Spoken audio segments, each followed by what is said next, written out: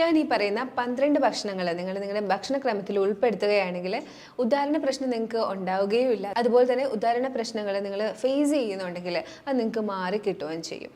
സാധാരണയായി ഞാൻ കണ്ടുവരുന്നത് ക്ലിനിക്കിൽ ഡയബറ്റീസ് റിലേറ്റ് ആയിട്ട് വരുന്ന ഉദാഹരണ പ്രശ്നങ്ങൾ, അല്ലെങ്കിൽ വൈറ്റമിൻ ഡെഫിഷ്യൻസീസ്. കാരണം നമ്മുടെ പ്രവാസികളായിട്ടുള്ള ആൾക്കാരൊക്കെ കൂടുതലായിട്ടും അവർ കുബൂസ് അല്ലെങ്കിൽ ചോറ് മാത്രം കഴിച്ചു പോകുന്ന ഒരു രീതിയാണ്. വീട്ടിലാണെങ്കിൽ നമുക്ക് ഒരുപാട് ന്യൂട്രീഷ്യസ് ആയിട്ടുള്ള കറികളും കാര്യങ്ങളൊക്കെ ഉണ്ടാവും. അപ്പോൾ ഇവർ അധികം ന്യൂട്രീഷ്യസ് ആയിട്ടുള്ളത് കഴിക്കില്ല. എന്നാൽ കിട്ടുന്ന നട്ട്സോ അല്ലെങ്കിൽ ഡ്രൈ ഫ്രൂട്ട്സോ അങ്ങനെ ഒന്ന് ക്രമത്തിൽ കഴിക്കില്ല. അപ്പോൾ അത്തരം അവസരങ്ങളിൽ ന്യൂട്രീഷൻ ഡെഫിഷ്യൻസീസ് വരുന്നു. പിന്നെ കൂടുതലായിട്ടും റിലേറ്റ് ചെയ്ത് വരുന്നത് സ്ട്രെസ് റിലേറ്റഡ് ആണ്. അപ്പോൾ ഇത്തരം കാര്യങ്ങൾ ഒന്ന് പരിഹരിച്ചാൽ മാറി കിട്ടാവുന്നതാണ് നമ്മുടെ ED അഥവാ ഉദാഹരണ പ്രശ്നങ്ങൾ എന്ന് പറയുന്നത്. ഇന്ന് ഞാൻ നിങ്ങളുമായിട്ട് ഡിസ്കസ് ചെയ്യുന്നതും അത് തന്നെയാണ്. ഞാൻ ഡോക്ടർ ആമിന, QNB ഹെൽത്ത് കെയറിലെ മെഡിക്കൽ ഓഫീസറാണ്. ഉദാഹരണ പ്രശ്നം സാധാരണയായി കണ്ടുവരുന്നത് ആരോഗ്യത്തിന് തകരാറുകൾ വന്നു തുടങ്ങുമ്പോൾ തന്നെയാണ്.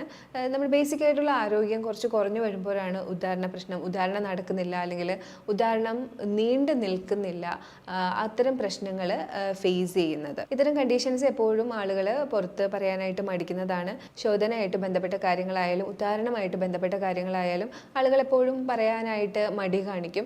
എന്നാൽ ബേസിക് ആരോഗ്യത്തിൽ വരുന്ന തകരാറുകളാണ് എപ്പോഴും ഈ ഉദാഹരണത്തിൻ്റെ പ്രശ്നങ്ങൾ, ഉദ്ധരിക്കാത്തത് അല്ലെങ്കിൽ ഉദാഹരണം നീണ്ടു നിൽക്കാത്തത്, അത്തരം പ്രശ്നങ്ങളിലേക്ക് എത്തിക്കുന്നത്. ഉദാഹരണത്തിൻ്റെ പ്രശ്നങ്ങൾ ചില ഡിസീസ് കാരണവും വരാറുണ്ട്. ഡയബറ്റീസ് ഉള്ളവർക്ക്, ഒരു 10 വർഷമായിട്ട് ഡയബറ്റിക് പേഷ്യൻ്റ് ആയിരുന്നവർക്ക് വരുന്ന കാര്യങ്ങൾ ഞാൻ ഒരുപാട് തവണ ഡിസ്കസ് ചെയ്തിട്ടുണ്ട്. അതിലൊരു വലിയ കാര്യമാണ് എറക്ടൈൽ ഡിസ്ഫങ്ഷൻ അഥവാ ഉദാഹരണ പ്രശ്നം, ഉദ്ധരിക്കാത്ത അവസ്ഥ എന്നൊക്കെ പറയുന്നത്. അതിനുള്ള കാര്യം നമുക്ക് എല്ലാവർക്കും കൃത്യമായിട്ട് അറിയാം. ഡയബറ്റീസ് ഇപ്പോൾ എല്ലാവർക്കും നല്ല അവയർനെസ് ഉണ്ട്. ഡയബറ്റീസ് കാരണം നെർവസ് സിസ്റ്റത്തിനും സർക്കുലേഷനും ഒക്കെ പ്രശ്നങ്ങൾ ഉണ്ടാകുന്നുണ്ട്. ഇപ്പം നെർവസ് സിസ്റ്റം, നെർവ് സപ്ലൈ ചെയ്യാത്ത സ്ഥലങ്ങളില്ല അല്ലേ? അപ്പോൾ ലിംഗത്തിലേക്ക് സപ്ലൈ ചെയ്തിരിക്കുന്ന നെർവിനും പ്രശ്നം ഉണ്ടാവുന്നുണ്ട്. അപ്പോൾ അതുകൊണ്ടാണ് ഡയബറ്റിക് രോഗികൾ പെട്ടെന്ന് ഉദാഹരണ പ്രശ്നം ഫേസ് ചെയ്യുന്നത്.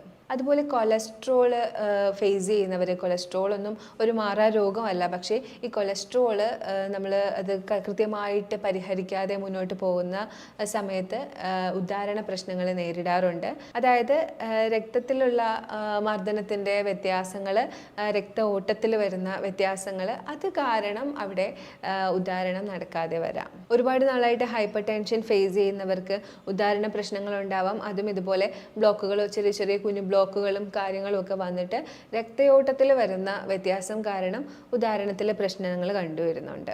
ഹാർട്ട് ഡിസീസുകാർക്കും സെയിം കാര്യം തന്നെയാണ്.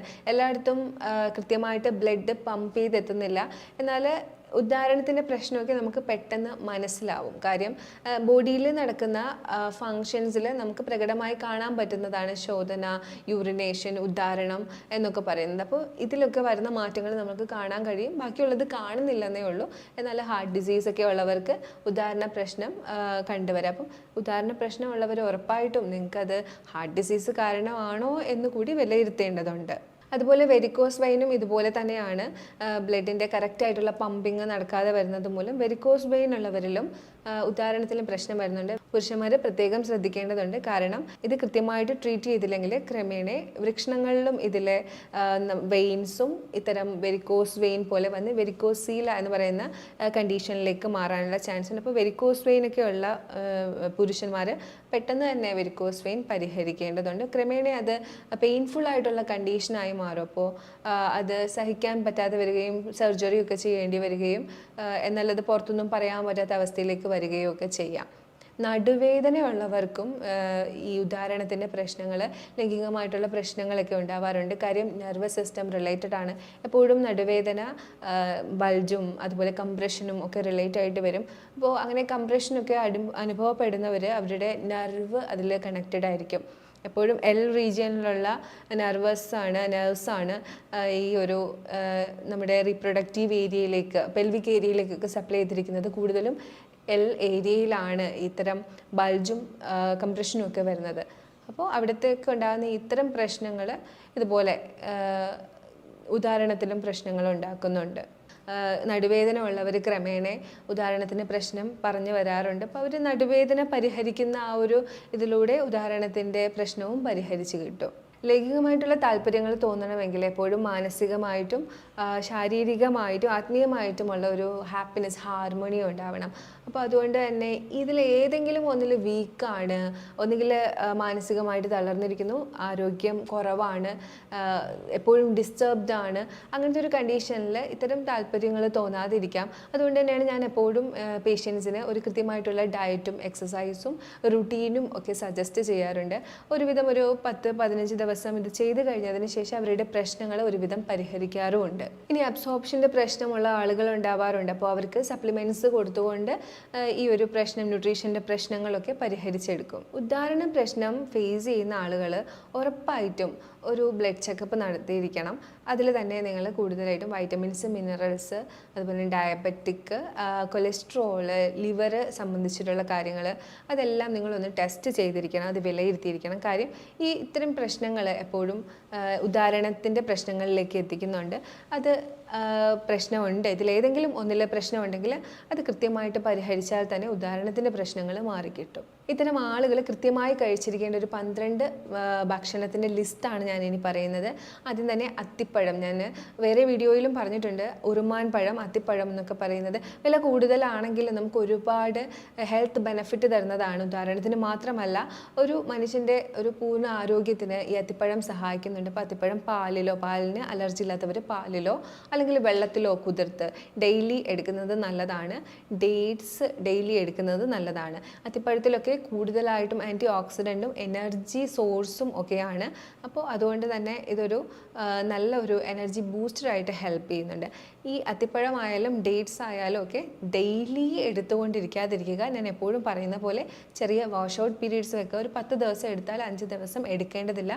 പൊട്ടാസ്യം ഒക്കെ കൂടാനായിട്ടുള്ള ചാൻസ് ഉണ്ട്.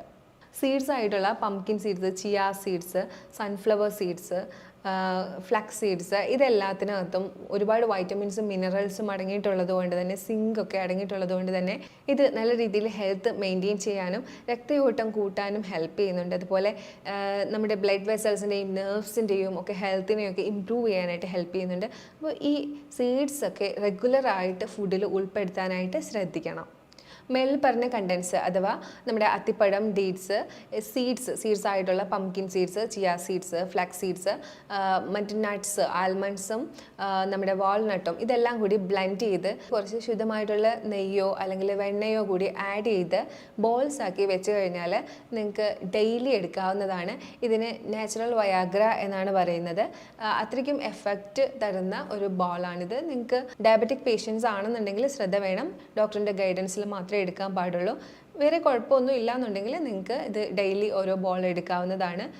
ബാക്കി എന്തെങ്കിലും കോംപ്ലിക്കേഷൻസ് നിങ്ങൾ ഫേസ് ചെയ്യുന്നുണ്ടെങ്കിൽ കൃത്യമായിട്ടുള്ള ഒരു ഡോക്ടറിൻ്റെ ഗൈഡൻസിൽ തന്നെ ഇങ്ങനത്തെ കാര്യങ്ങൾ നിങ്ങൾ ചെയ്യാൻ പാടുള്ളൂ. ബാക്കി എന്തെങ്കിലുമൊക്കെ കോംപ്ലിക്കേഷൻസ് നിങ്ങൾ ഫേസ് ചെയ്യുന്നുണ്ടെങ്കിൽ ഒരു ഡോക്ടറുടെ ഗൈഡൻസ് എടുത്തതിന് ശേഷം മാത്രമേ ഇത്തരം കാര്യങ്ങൾ നിങ്ങൾ ചെയ്യാൻ പാടുള്ളൂ. നൈട്രിക് ഓക്സൈഡിന് നമ്മുടെ ശരീരത്തിൽ ഉത്തേജനങ്ങളിൽ വലിയൊരു പങ്കുണ്ട്. അപ്പോൾ നൈട്രിക് ഓക്സൈഡ് അടങ്ങിയിട്ടുള്ള ഭക്ഷണങ്ങൾ കഴിക്കുകയാണെങ്കിൽ ഉത്തേജനങ്ങൾ എല്ലാം, എല്ലാ ശരീരത്തിലെ നെർവസ് സിസ്റ്റം ആയാലും ബ്ലഡ് വെസൽസ് ആയാലും ഹാർട്ട് ആയാലും എല്ലാ ഭാഗങ്ങൾക്കും നല്ല ഉത്തേജനം ഉണ്ടാവും. അതുപോലെ തന്നെ ഉദാഹരണത്തിൻ്റെ പ്രശ്നങ്ങൾക്ക് മാറ്റം ഉണ്ടാവും. നൈട്രിക് ഓക്സൈഡ് കൂടുതലായിട്ട് അടങ്ങിയിട്ടുള്ള തണ്ണിമത്തൻ, പോമഗ്രാനറ്റ്, മാതളം, ഗ്രേപ്സ്, ബീട്രൂട്ട്, ഈ 4 ഭക്ഷണ വസ്തുക്കൾ നിങ്ങൾ കഴിക്കുകയാണെങ്കിൽ നൈട്രിക് ഓക്സൈഡ് നല്ല രീതിയിൽ കിട്ടും. അപ്പം ഇത് ഒന്ന് തന്നെ കഴിക്കണം എന്നില്ല, ഇതെല്ലാം കഴിക്കണം എന്നില്ല, മാറി മാറി ആൾട്ടർനേറ്റ് ആയിട്ട് ഇതെല്ലാം ഉൾപ്പെടുത്തി കഴിക്കുകയാണെങ്കിൽ നല്ല രീതിയിൽ ഒരു ഇമ്പ്രൂവ്മെൻറ്റ് ഉദാഹരണ പ്രശ്നം ഫേസ് ചെയ്യുന്നവർക്കും ഉണ്ടാവും. ഫ്ലവനോയിഡ്സ് കൂടുതലായിട്ട് അടങ്ങിയിട്ടുള്ള ഫുഡുണ്ട്. അതായത് നമ്മുടെ ബെറീസ്, ചീര, ഡാർക്ക് ചോക്ലേറ്റ്, ഇതൊക്കെ ഉൾപ്പെടുത്തുവാണെങ്കിൽ ഉദാഹരണത്തിൻ്റെ പ്രശ്നങ്ങൾ കുറച്ചൊക്കെ ഒന്ന് മാറിക്കിട്ടും, നല്ലൊരു ഇമ്പ്രൂവ്മെൻ്റ് ഉണ്ടാവും. അപ്പോൾ ഇതും ഉൾപ്പെടുത്താനായിട്ട് ശ്രമിക്കുക. ഇതൊന്നും എന്നും ഉൾപ്പെടുത്തണം എന്നല്ല, ആൾട്ടർനേറ്റ് ആയിട്ട് ഇതൊക്കെ ഉൾപ്പെടുത്തുക.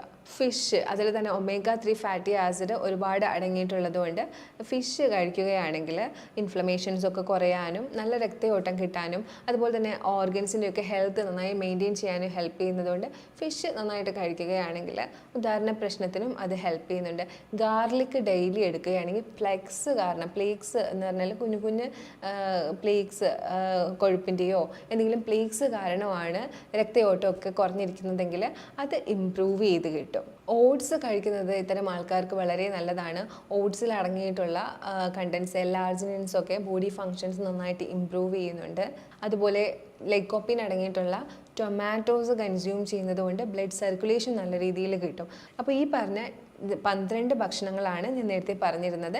ഇത്രയും ഭക്ഷണങ്ങൾ നിങ്ങൾ ഓൾട്ടർനേറ്റ് ആയിട്ട് എടുത്തുകൊണ്ടിരിക്കുകയാണെങ്കിൽ നിങ്ങൾക്ക് ഉറപ്പായിട്ടും നിങ്ങളുടെ ഉദാഹരണ പ്രശ്നം മാറിക്കിട്ടും. അതിന് കൃത്യമായിട്ട് എഫേർട്ട് ഇട്ട് നിങ്ങളുടെ ഭക്ഷണക്രമത്തിൽ ഉൾപ്പെടുത്താൻ ശ്രമിക്കുക എന്നുള്ളതാണ് നിങ്ങളുടെ ഉത്തരവാദിത്തം. ഇതിൻ്റെ കൂട്ടത്തിൽ നിങ്ങൾക്ക് പ്രമേഹത്തിൻ്റെ പ്രശ്നമുണ്ട്, ഹാർട്ടിന് ഇഷ്യൂസ് ഉണ്ട്, അല്ലെങ്കിൽ സ്ട്രെസ് ഉണ്ട്, അല്ലെങ്കിൽ വേറെ എന്തെങ്കിലും രീതിയിൽ ഡെഫിഷ്യൻസീസ് ഉണ്ട്, അത്തരം പ്രശ്നങ്ങളുണ്ടെങ്കിൽ നിങ്ങൾ ഉറപ്പായിട്ടും പരിഹരിക്കുക. ഡെഫിഷ്യൻസീസ് ഒക്കെ നിങ്ങൾ ഇങ്ങനെ ഈ ഒരു ഭക്ഷണക്രമം നോക്കുകയാണെങ്കിൽ തന്നെ നിങ്ങളുടെ ഡെഫിഷ്യൻസീസ് ഒക്കെ കുറഞ്ഞു കിട്ടും. ഇതിൻ്റെ കൂടുതൽ ശ്രദ്ധിക്കാനുള്ളത് ആൽക്കഹോളിസവും സ്മോക്കിങ്ങും ആണ്.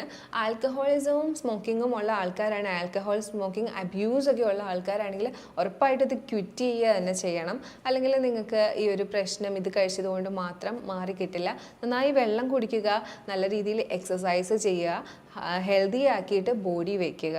പിന്നെ ഇതിന് പ്രത്യേകമായിട്ട് ചെയ്യാനുള്ള 2 ട്രീറ്റ്മെൻ്റ് ആണ്. ഒന്ന് ഹിപ്പ് ബാത്ത്. ഹിപ്പ് ബാത്തിനകത്ത് നിങ്ങൾ ഹിങ്കോജാതി ചൂർണം ഇട്ടിട്ട് ചെയ്യുകയാണെങ്കിൽ കുറച്ചും കൂടി എഫക്റ്റ് ഉണ്ടാവും. ഇനി അത് ഇല്ല എന്നുണ്ടെങ്കിൽ നിങ്ങൾക്ക് പ്ലെയിൻ വാട്ടറിൽ തന്നെ കോൾഡ് വാട്ടറിൽ ഹിപ്പ് ബാത്ത് ചെയ്യാവുന്നതാണ്. ഹിപ്പ് ബാത്തിൻ്റെ കാര്യം ഞാൻ ഒരുപാട് തവണ എക്സ്പ്ലെയിൻ ചെയ്തിട്ടുള്ളതാണ്. ഒരു ടബിനകത്ത് വെള്ളം നിറച്ച് പൊക്കിൾ മുങ്ങിയിരിക്കുന്ന രീതിയിൽ ടബിൽ ഇരിക്കുക, കാലുകൾ പുറത്തേക്ക് വെച്ച് ഇരിക്കുക 20 മിനിറ്റ്.